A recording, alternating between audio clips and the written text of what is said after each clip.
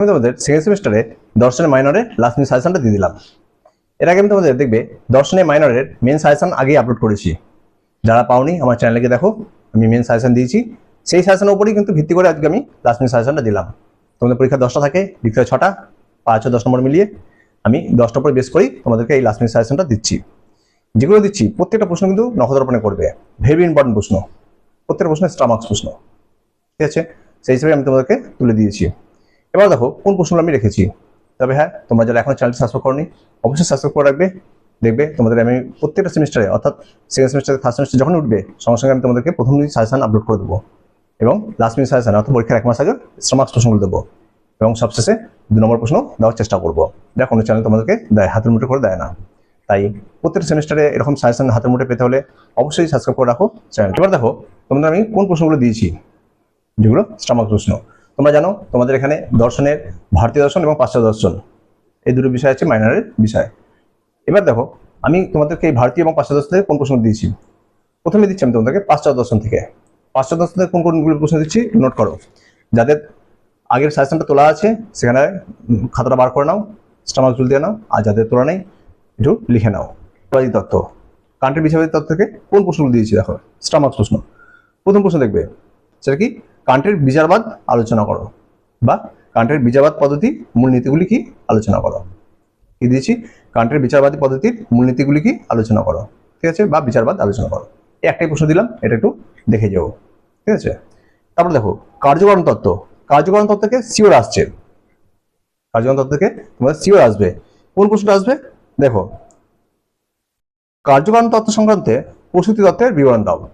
কি দিলাম, কার্যকরণ সংক্রান্ত প্রস্তুতি তত্ত্বের বিবরণ দাও। ভেরি ইম্পর্টেন্ট, এটা তোমাদের আসছেই, আশা করি পরীক্ষা পরে পেয়ে গেলে। প্রস্তুতি তত্ত্ব আলোচনা করো, একটাই দিলাম, কার্যকরণ থেকে একটা প্রশ্ন দিলাম, একটাই আসবে তোমাদের। তারপর দেখো বিবর্তনবাদ যান্ত্রিক ও উন্মেষমূলক। অর্থাৎ কি, বিবর্তনবাদ যান্ত্রিক ও উন্মেষমূলক। এখান থেকে কোন প্রশ্ন আসছে দেখবে।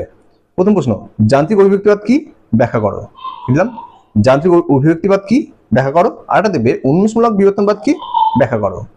তাহলে কি দিলাম, দুটো প্রশ্ন এখানটা দেখো আলাদা হবে, যান্ত্রিক অভিব্যক্তিবাদ ও উন্মেষমূলক বিবর্তনবাদ ব্যাখ্যা করো, এবং উভয়ের পার্থক্য। যান্ত্রিক অভিব্যক্তিবাদ এবং উন্মেষমূলক বিবর্তনবাদের পার্থক্য। এই প্রশ্নটা একটু ভালো করে যাও, আশা করি কম পেয়ে গেছো, ঠিক আছে? তাহলে আমি তোমাদের পাশ্চাত্য দর্শন থেকে 11 প্রশ্ন রাখলাম। এবার যেটা রাখছি সেটা হচ্ছে ভারতীয় দর্শন থেকে। ভারতীয় দর্শন থেকে তোমরা কোন কোন প্রশ্নগুলো দেখছো স্টার হিসাবে। ভারতীয় দর্শনের প্রথম অধ্যায় হচ্ছে ন্যায় দর্শন। ভারতীয় দর্শনের প্রথম অধ্যায় কি আছে তোমাদের, ন্যায় দর্শন। ন্যায় দর্শন থেকে যে প্রশ্ন দেখবে হচ্ছে লৌকিক ও অলৌকিক প্রত্যক্ষ বা সন্নিকর্ষ কাকে বলে, উভয়ের পার্থক্য লেখো। কি দিয়েছি, লৌকিক ও অলৌকিক সন্নিকর্ষ বা প্রত্যক্ষ কাকে বলে, উভয়ের পার্থক্য লেখো। নেক্সট দেখো নির্বিকল্পক ও সবিকল্পক প্রত্যক্ষ কাকে বলে, উভয়ের পার্থক্য। কি দিলাম, নির্বিকল্পক ও সবিকল্পক প্রত্যক্ষ কাকে বলে, উভয়ের পার্থক্য লেখো। তারপর দেখো ভেরি ইম্পর্টেন্ট, পরীক্ষায় আসছেই, যত খুশি স্টার মার্কস করে নাও। কি বললাম, পরীক্ষায় আসছেই অর্থাৎ এসে গেছে। প্রশ্নটা কি, ব্যাপ্তি কি এর স্বরূপ লেখো, এবং ব্যাপ্তি ঘুরে প্রতিষ্ঠা বা লাভের উপায় লেখো। কি দিলাম, ব্যাপ্তি কি এর স্বরূপ এবং ব্যক্তিগ্রহ প্রতিষ্ঠা বা লাভের উপায় কি তা আলোচনা করো। এই ব্যক্তিগ্রহ লাভের উপায় বা প্রতিষ্ঠা ভেরি ইম্পর্টেন্ট, পরীক্ষায় এসে গেছে। ব্যক্তিগ্রহ প্রতিষ্ঠা লাভের উপায়, ঠিক আছে? তাহলে ন্যায় দর্শন থেকে আমি এই 3টে প্রশ্ন দিলাম। 3টে প্রশ্ন ভালো মতো করে যাবে। দেখবে তোমাদের আমি মেন সাজেশন আগেই দিয়েছি, একটু ফলো করবে। মেন সাজেশনটা যেন তোমাদের তৈরি থাকে, আর লাস্ট মিনিট সাজেশনটা নখদর্পণে কোনো মতেই মিস করবে না একটা প্রশ্ন, ঠিক আছে? তারপর দেখো বৈশ্বিক দর্শন থেকে কি দেখবে। বৈশ্বিক দর্শন থেকে কোন প্রশ্ন রেখেছি দেখবে, এখান থেকে তোমরা কটা পদার্থ, অর্থাৎ বৈশ্বিক দর্শন থেকে পদার্থ হিসেবে দেখবে, তোমরা দেখবে দ্রব্য পদার্থ, কর্ম পদার্থ। কোন পদার্থ, দ্রব্য পদার্থ, কর্ম পদার্থ। ভেরি ইম্পর্টেন্ট হিসেবে দেখবে, কোনটা দেখবে, কর্ম পদার্থ। দ্রব্য আর কর্ম পদার্থ এই দুটো ভালো মতো হবে করে যাও, এই দুটোর মধ্যে একটা আসছেই। ভেরি ইম্পর্টেন্ট, কর্ম পদার্থ, ঠিক আছে? নেক্সট দেখো সাংখ্য দর্শন। সাংখ্য দর্শন থেকে কোন প্রশ্নটা স্টার্ট করবে একটু নোট করো। সাংখ্য দর্শনে বহু পুরুষের পক্ষে বা অস্তিত্বে যে যুক্তি দিয়েছেন তা আলোচনা করো। কি দিয়েছি, সাংখ্য দর্শনে বহু পুরুষের পক্ষে বা অস্তিত্বে যে যুক্তিগুলি দেওয়া আছে বা দেন তা আলোচনা করো। ভেরি ইম্পর্টেন্ট, এটা তোমাদের পরীক্ষায় আসার চান্স প্রায় 100% ধরে নাও, ঠিক আছে? নেক্সট দেখো সাংখ্য দর্শনে স্বীকৃত প্রকৃতির গুণগুলি কি ব্যাখ্যা করো। কি দিয়েছি, সাংখ্য দর্শনে স্বীকৃত প্রকৃতির গুণগুলি কি ব্যাখ্যা করো বা ব্যাখ্যা ও বিচার। এবার দেখো প্রকৃতির গুণগুলো কি, সত্য রজ তম। পরীক্ষায় সত্য রজ তম দিয়ে আলাদাভাবে প্রশ্ন আসতে পারে।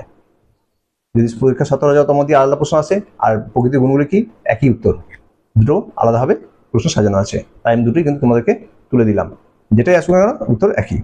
ঠিক আছে, নেক্সট প্রশ্ন দেখো, সৎকার্যবাদের পক্ষে যুক্তি দাও। কি প্রশ্ন দিলাম, সৎকার্যবাদের পক্ষে যুক্তি দাও। ঠিক আছে, তাহলে আমি কি দিলাম, সাংখ্য দর্শন থেকে এই তিনটে প্রশ্ন ইম্পর্টেন্ট দিলাম, ভেরি ইম্পর্টেন্ট স্টামাক প্রশ্ন হিসেবে। ঠিক আছে, দর্শন যোগ দর্শন থেকে তোমরা কোনটা দেখছো ভেরি ইম্পর্টেন্ট হিসাবে, দেখো চিত্তভূমি কি, বিভিন্ন প্রকার চিত্তভূমি আলোচনা করো বা ব্যাখ্যা করো। কি দিয়েছি, চিত্তভূমি কি, বিভিন্ন প্রকার চিত্তভূমি ব্যাখ্যা বা আলোচনা করো। তারপর দেখবে সমাধি কি, বিভিন্ন প্রকার সমাধি আলোচনা করো। কি দিলাম, সমাধি কি, বিভিন্ন প্রকার সমাধি আলোচনা করো। এবার দেখো সমাধি হচ্ছে সম্পর্কগত সমাধি, অসম্পর্কগত সমাধি। পরীক্ষা কিন্তু সম্পর্কগত অসম্পর্কগত সমাধি কি, উভয়ের পার্থক্য আসতে পারে, তাই তোমাদেরকে একটু উল্লেখ করে দিলাম যে সম্পর্কগত অসম্পর্কগত সমাধি সমাধিরই ভাগ।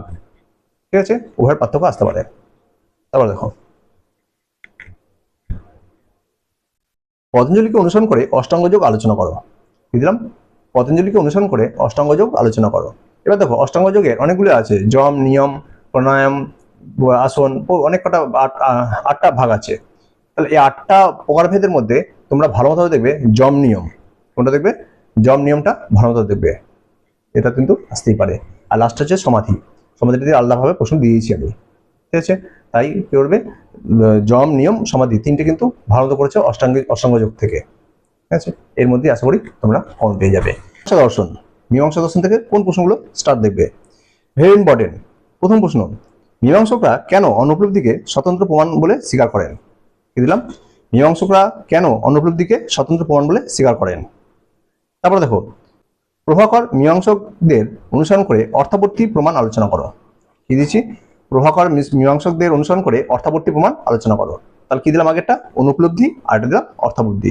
তাহলে কি হচ্ছে, অনুপলব্ধি এবং অর্থাবর্তী দুটোর মধ্যে একটা পরীক্ষায় আসছেই। তাহলে মীমাংসা দর্শন থেকে এই দুটো প্রশ্ন স্টার্ট করো। তারপরে দেখবে অদ্বৈত বেদান্ত, অদ্বৈত বেদান্ত থেকে কোন প্রশ্নটা স্টার্ট করবে। প্রথম প্রশ্ন, অদ্বৈত বেদান্ত সম্মত জগৎ তত্ত্ব ব্যাখ্যা করো। কি দিলাম, অদ্বৈত বেদান্ত সম্মত জগৎ তত্ত্ব ব্যাখ্যা করো, অথবা শঙ্করাচার্য কোন অর্থে জগৎ মিথ্যা বলেছেন। কি দিলাম, শঙ্করাচার্য কোন অর্থে জগৎ মিথ্যা বলেছেন। দুটো প্রশ্ন উত্তরই এক। তারপর দেখো নেক্সট প্রশ্ন কি দেখবে, শঙ্করাচার্যের মায়াবাদের স্বরূপ ব্যাখ্যা করো। কি দিচ্ছি, শঙ্করাচার্যের মায়াবাদের স্বরূপ ব্যাখ্যা করো। এর সাথে আরেকটা দেখবে, সেটা হচ্ছে গিয়ে রামানুজ কিভাবে এই মায়াবাদ খণ্ডন করেছেন।